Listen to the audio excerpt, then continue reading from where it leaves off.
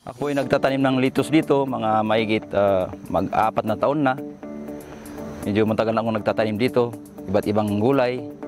May sinubukan naming tinry na seedlings na Greenova, binigay ng kakilala kong Nisian. Kaya sinubukan namin yon. Maganda naman yung resulta niya. Yung dahon niya mahaba, mabuka. Tapos yung kulay niya maganda. At saka yung pagtatanim namin noon, 30 days na harvest na namin yon. Sa mga sakit ng green eyes, wala naman kaming nakita na sakit ng gulay doon. Maganda naman yung ani niya kasi malalaki siya. Kaya mga kaibigang farmer, tatanim ng mga lechos, subukan natin yung Greenova seedlings. Maganda yung resulta nung tinanim namin eh. Kaya inaanyayaan ko kayo na subukan din nyo para tingnan nyo kung anong resulta sa mga garden ninyo.